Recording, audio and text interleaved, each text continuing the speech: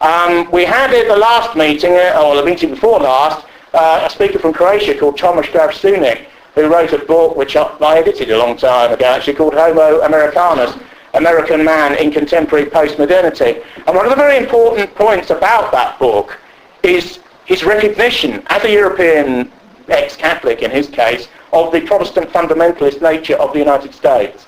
I think this is a crucial point to understand the United States.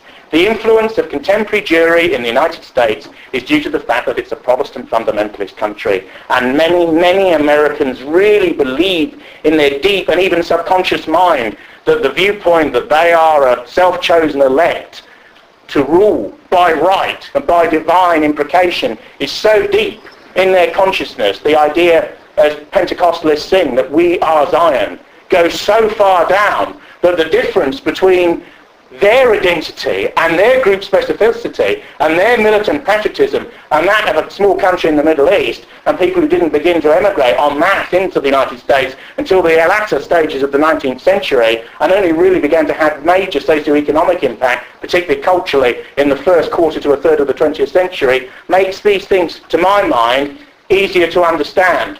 Now, Protestant fundamentalism doesn't seem to have scratched Howard very much, and yet one of his heroes is a Puritan called Solomon Kane. And Solomon Kane, who comes between Graham McMahon, Cole and Conan, is in some ways his first major hero. Solomon Kane is very, very interesting because he's one of these Protestant extremists of the 1620s, well, he's set before, but that's that movement comes to power in the Cromwellian interregnum in England, and yet stretches way back into the previous century, and yet in a strange way he's an outsider even in that movement. Kane dresses all in black with a little white sort of bib round his neck. He's extraordinarily heavily armed, as most of the Puritans were, had a sword on either side, had pistols in the belts, had knife in the boot, because you were fighting for the Lord, you see. I am the flail of the Lord. They had these endless quotes, largely from the Old Testament, but to a degree from elements of the New, which they would roll out on occasions when they had to justify what they were about to do, and that their instincts wanted to do in a way that nothing could restrain them.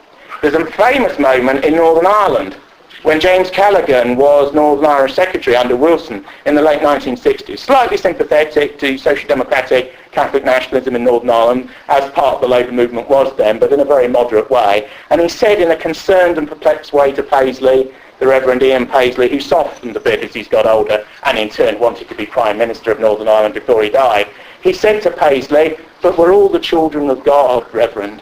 And Paisley said, "No! No!" He said, "We are the children of wrath." And that is the attitude of those Puritan extremists, loyal to the Old Testament in many ways. Men of a sort of almost implacable fury. Elements of their dictatorship under Cromwell, of course, were increasingly maniacal. The banning of Shakespeare, our greatest writer. When an English national revolutionary movement bans the country's greatest ever writer, you do begin to think there's something slightly wrong, don't you? Similarly, the flogging of actors under the New Model Army in Newcastle for performing Shakespeare. These were the latter stages. These were the Buddhas of Bamyan moments, weren't they, really, of these English revolutionaries of the 1640s. That's what was really going on.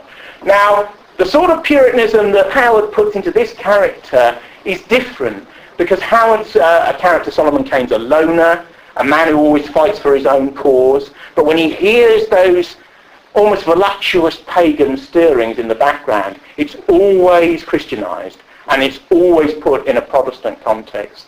Cromwell once had a phrase, "I disembowel you for Christ's love." And that's what he said at the Putney debates. When the parliamentary side won the Civil War, the whole New Model Army, which of course was a revolutionary army of that time, no brothels, no drinking. In the Royal Army, you went to the back and there was endless entertainment at the back of the battle and so on. With the Puritan armies, there was none of that. You went to the back and there was no drinking, and there was a chap ranting at you about whether you'd sinned that day, you know. It was yet less fun, but at the same time, when they raised their pipes together, not in a higgledy-piggledy way, or one bloke at the back didn't want to, but they raised them together as one unit. They would all chant, God is our strength. And it, Cromwell understood, as Shaw said early in the 20th century, that a man who has a conception of reality that is metaphysically objectivist, a man who believes in something as absolute truth, is worth 50 men.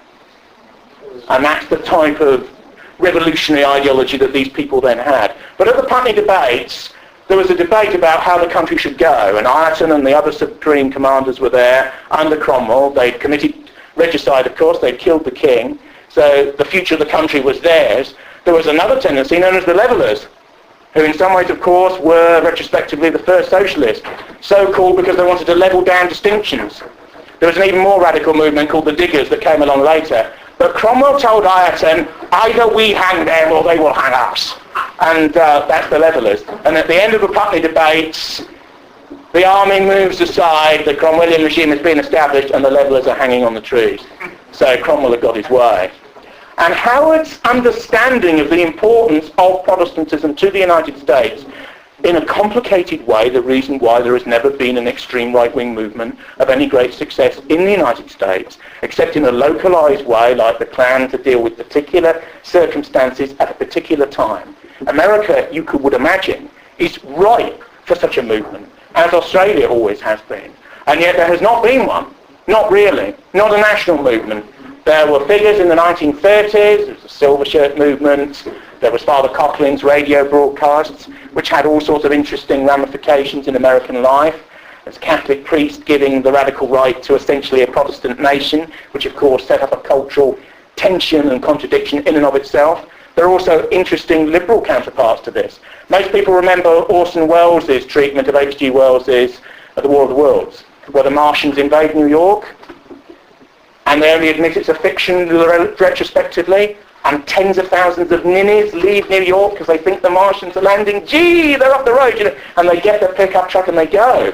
And then they broadcast later that it's all a stunt and it was an artistic show and people shouldn't take it literally. Wells deliberately did that to discredit Coughlin. He said afterwards, we did it because too many people believed everything that fascist priest was telling them on the radio. So we proved them, don't believe what you hear comes out of the radio.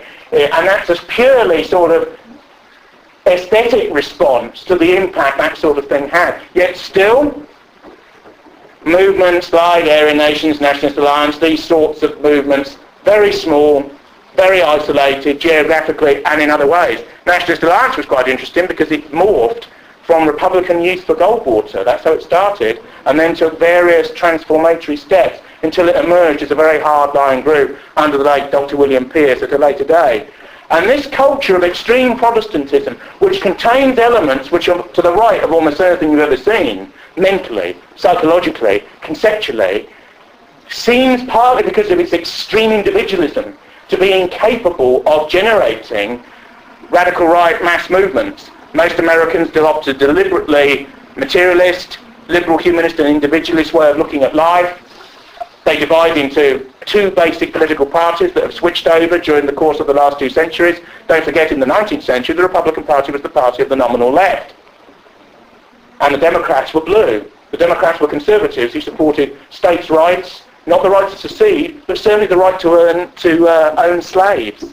The party led by a man who's proud to have ex-slaves in his own family, the present president, would have actually, in a strange sort of way, not been able to join the Democrat Party in the 19th century. And yet the switch around that you can vote in each other's primaries, and that isn't everyone a Democrat, isn't everyone a Republican, hence the meaninglessness of the names, adds to this sort of feeling that you get in the contemporary United States that all that matters is money and social success. America is very important because America, of course, dominates this country now culturally and geopolitically. We can't almost do anything without them, and all the wars that we're now dragged into are due to American hegemony. But the repudiation of parts of American power should never blind ourselves to the cultural excellence of what many white Americans have achieved, both for their group and individually. If you actually look at all the radical right literature, the alternative side of an isolationist and American nationalist posture, there is some great work there. By people like William Gailey Simpson, who wrote an enormous book of over 1,000 pages called Which Way, Western Man?